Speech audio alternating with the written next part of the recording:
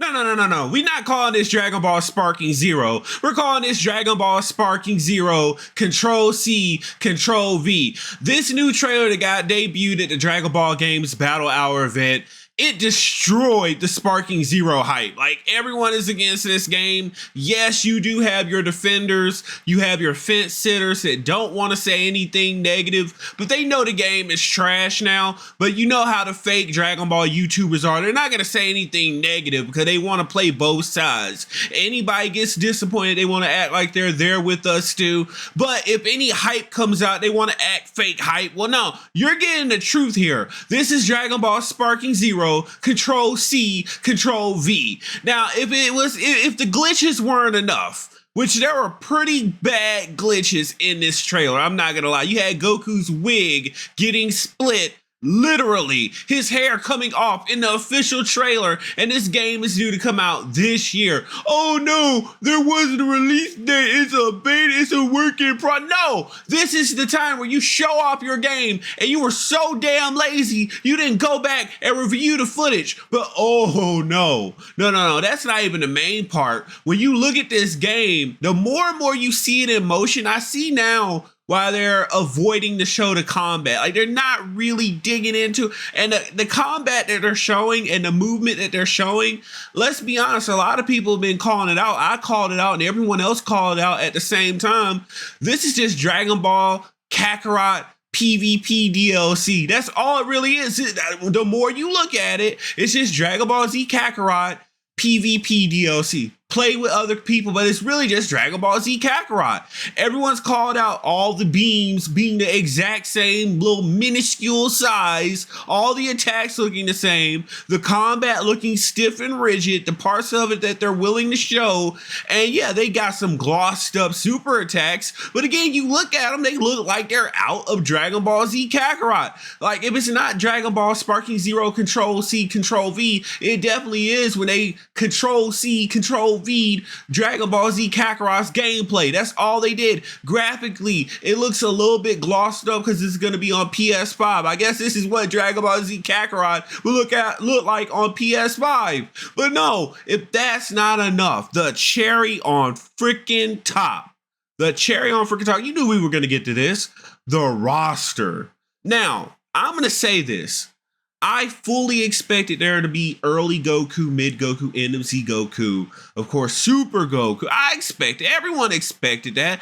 I didn't have a problem with that, like, to be perfectly fair. But when you get so grimy that we're counting eras and transformations as different slots, that big number, that 164 characters, that doesn't matter. It doesn't matter. That's just false advertising. So if you're splitting the eras and the transformation, so yes, Goku mid Super Saiyan counts as a different slot from Goku end of Z Super Saiyan. That's what they're doing. And like, we don't even know if Goku Super has Super Saiyan 2, Super Saiyan 3. Those might count as different slots. They just haven't showed if he has the ability in the Super slot to go Super Saiyan 1, Super Saiyan 2, and Super Saiyan 3 before going God, Blue Kaioken, God. Like, that's before we get into UI, MUI, all the different transformations taking different slots. Now that big number doesn't matter when literally over 25% of the roster is Goku and Vegeta. That is before you get into all the slots Gohan takes, Trunks takes, Cell and Frieza take. And the reason this is outrageous, right? Yes, this to some degree, again, big letters, to some degree is how BT3 did it. Okay? But the main point of all this being tiring is that we're tired of the same mainstream characters being featured in Dragon Ball games. The whole hype behind the Sparking series and the Sparking name even being used is getting back some of those rarer characters that we don't see anymore. Yes, Unironically enough, we want King Vegeta. There are people that wanted to play with him since BT3, haven't seen him since BT3. Yeah, you want to play with that character. Some people want to play Zangia. Some people want to play Bojack and full power Bojack. Yeah, yes, people want to play that. Some people want to play Android 13 and his Super Android 13 form. Some people want to play Android 14 and 15. Yes, I want to play Fasha. Yes, people want to play those characters. People want to play Garlic Jr. and Super Garlic Jr. That's the main attraction of the BT3 roster, and we're not going to pretend like it's not. If it's these same mainstream, mainline characters that you're bringing back, there's no reason to migrate from Xenoverse 2. It's the same freaking roster, the same characters, but even grimier, because at least Xenoverse 2 doesn't go into the Awoken system and say, oh, well, you got Super Saiyan installed. Well, we're going to split Super Saiyan 2, and Super Saiyan 3 as separate characters and pretend like they're actual functioning different characters. No. But Sparking Zero wants to do that, right?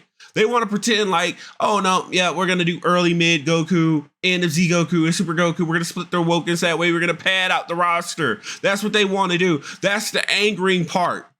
That's the angry part, just to keep the same mainstream, mainline characters being the cover characters. So what's the point if you're not going to get those rare characters back? Then what's really astonishing is the gall to false advertise. So now all those characters that we thought was coming back, your Dragon Ball characters, that's gone.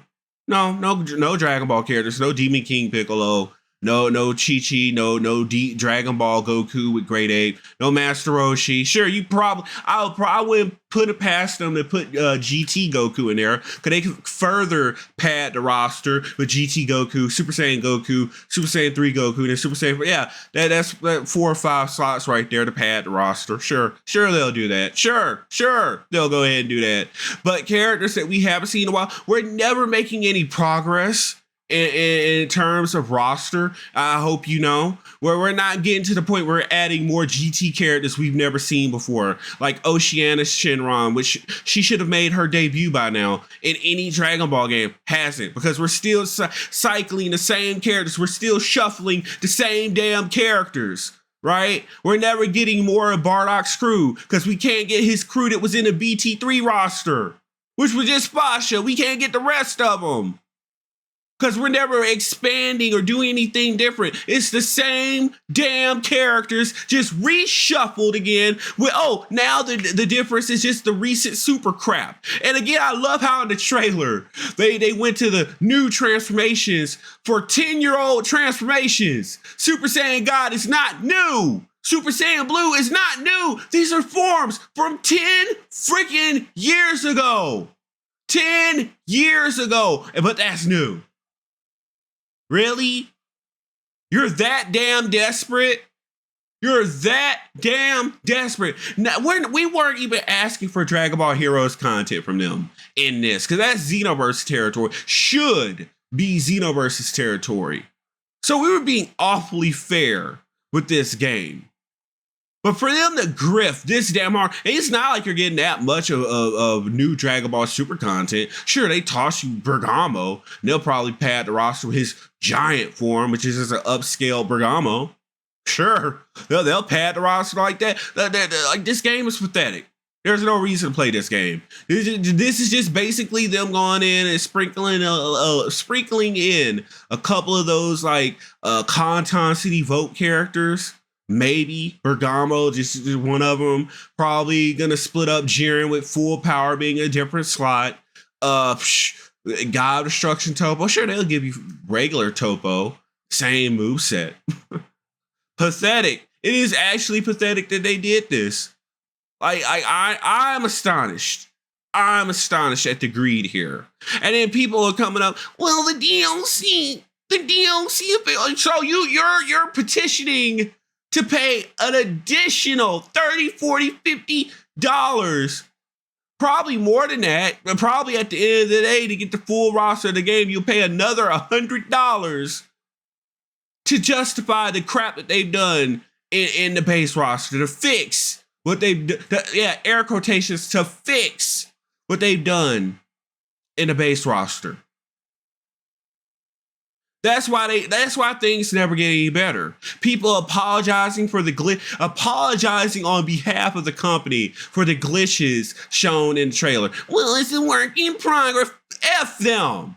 F them. They can't get nothing right. They always find a way to ruin something. Always. And now it makes it difficult for people that actually want to defend them when they're in the right. When other people, normies, want to come up and say, oh, it's an anime game, it's trash, and when you want to try to defend it, no, you can't do that because they didn't even have the self-freaking respect to make sure there wasn't a glitch in the trailer at the Dragon Ball Games Battle Hour. They're always screwing up, and now they want to grift by doing this awoken slot crap. This era's slot crap.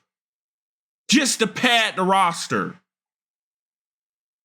I'm tired of them cheating people like this. This is pathetic. Pathetic.